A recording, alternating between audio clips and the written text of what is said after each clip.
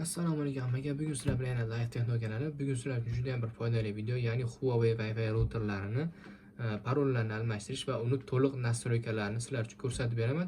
Buning uchun bitta like hamda podpiska tugmasini bosib ketishni unutmang. Unday bo'lsa qani ketdik. Bizda birinchi bo'lib qiladigan ishimiz Google Chrome'ga kirib olamiz.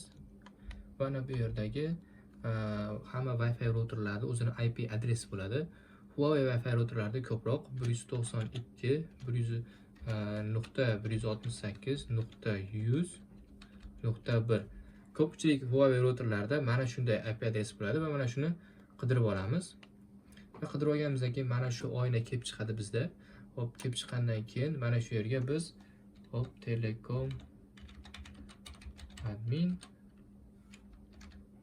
Telekom admin va pastki qismiga admin Telekom mana shuni yozamiz.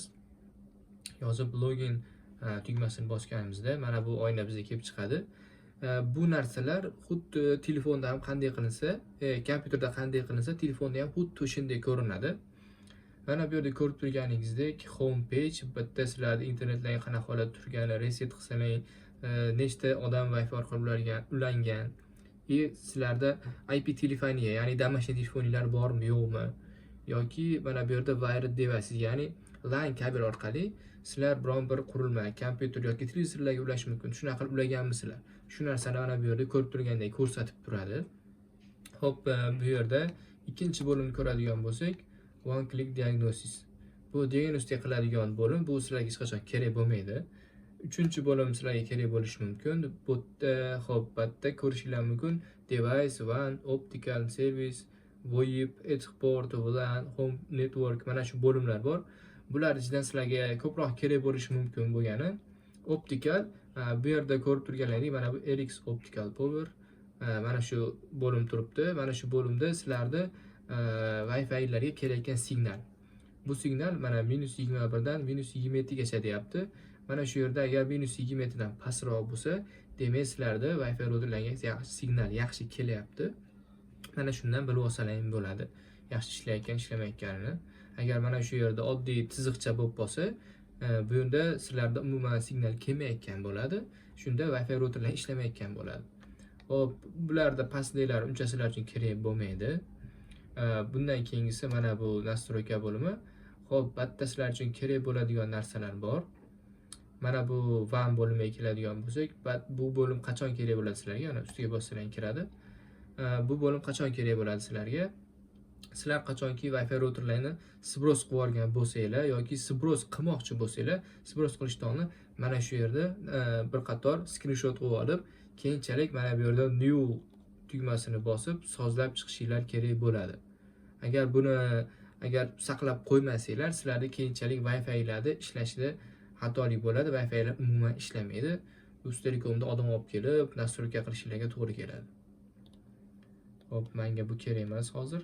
Hop, mana bu yerda LAN bo'limi. LAN bo'limida ko'rib turganinglardek, mana bu 4 ta LAN portlarimiz hammasi mana ptichka bo'lib yonib turibdi. Agar sizlarda o'chiq bo'lsa, LAN portlar ishlamayotgan bo'lsa, bemalol mana shu 4 ta tugmani bosib, apply tugmasini bossanglar, sizlarda ham bemalol LAN portlar ishlaydi. Ya'ni sim orqali kompyuterga yoki bir televizorga ulamoqchi bo'lsanglar, mana shu bo'limlar yonib bo'lishi kerak.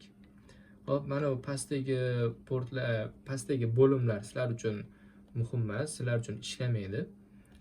Va endi yana bir kerak bo'ladigani sizlar uchun pastdagi WLAN bo'limi. Mana shu WLAN bo'limiga kirganimizda, mana shu yerdan biz uni Wi-Fi'imizni script qilishimiz, nomini o'zgartirishimiz, necha kishi ulanishi va parollarini almashtirishimiz mana shu bo'limdan qilinadi. Hop, birinchisi mana SSID name. Mana o'zim ismimni qo'yib qo'yganman Wi-Fi'imga va enable SSID bu sizlarni Wi-Fi tarqatishi. Agar bu narsa o'chiq bo'lsa, Wi-Fi tarqatmaydi, faqat LAN orqali ishlaydi. Mana shu narsa doimo bo'lishi kerak. Mana bu yerdagi mana 15 raqamni qo'yib qo'yganman. Number of associated devices, ya'ni 15 ta odam ulanadi xolos. Undan nariga boshqa odam ulanmaydi. Va broadcast SSID, ya'ni bu narsa Wi-Fi larni secret yoki ko'rinadigan qilish. Agar bu narsa o'chiq bo'lsa, Wi-Fi lar secret Wi-Fi bo'ladi va bemalol haligi telefonda Wi-Fi da qidirib ko'rsanglar chiqmaydi-yu, lekin pastda Wi-Fi qo'shish bo'limi orqali Bu narsani agar qo'shishni bilsanglar, shu orqali qo'shib kiradigan holatga keladi. Ya'ni обычный holatda Wi-Fi lar xullas ko'rinmaydi. Pastgida WP Preshared Key, ya'ni mana bu nuqta-nuqtalar sizlarning parolinglar bo'ladi. Agar Wi-Fi lar o'sha zavodskiy parolda qolgan bo'lsa, zavodskiy parollarni mana bu ekranda ko'rib turgan holatlaringda ko'rishlar mumkin. Wi-Fi routerlarning orqasida bo'ladi.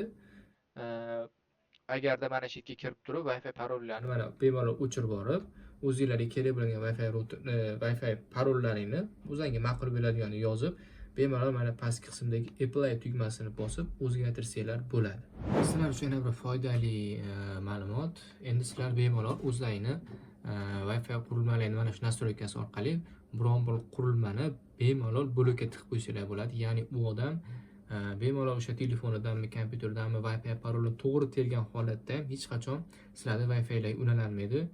Buning uchun mana bu home page bo'limiga o'tganimizda mana shu bo'lim chiqadi va Wi-Fi devices. Mana shu bo'limga kiramiz. Kirganimizdan keyin bizda mana bu ulangan qurilmalar ko'rib turishingiz mumkin. Ulangan qurilmalar har bittasi chiqadi. Chiqqandan so'ng bizga kerakli bo'lgan qurilmani, misol uchun Galaxy A32 turibdi. Shuni mana bu IP adresini Ctrl S qilib copy qilib olamiz va mana bu application bo'limini bosamiz. Bosganimizdan keyin mana bu bo'lim chiqadi. Mana bu yerda Mac filter bo'limiga bosib, mana bu yerdagi o'zi avtomatikski mana shu nimani IP adresini o'zi qo'yib ham qo'yadi yoki agar qo'yilmagan bo'lsa, uni o'rniga o'sha kopirovat qilgan IP adreslarni qo'yasizlar va apply tugmasini bosasizlar va bosganinglardan so'ng mana shu qurilma hech qachon sizlar Wi-Fi lar ulanolmaydi. Buni chiqarish uchun sizlar nima qilasizlar? Mana bu yerdagi knopkani bosib, bitishga belgilab qo'yasizlar va delete tugmasini bosib, OK tugmasini bossanglar, mana shu nimadan sizlarni nima deydi, chorniy spiskadan chiqib ketadi va bemalol u odam yana qaytadan parol terib ishlatishi mumkin bo'ladi. Video foydali bo'lgan bo'lsa, bitta like hamda podpisata tugmasini bosib ketishni unutmanglar va texnologiya dunyosida nimalarni bilmoqchi bo'lsanglar, kommentariyada o'z fikringizni yozib ketinglar.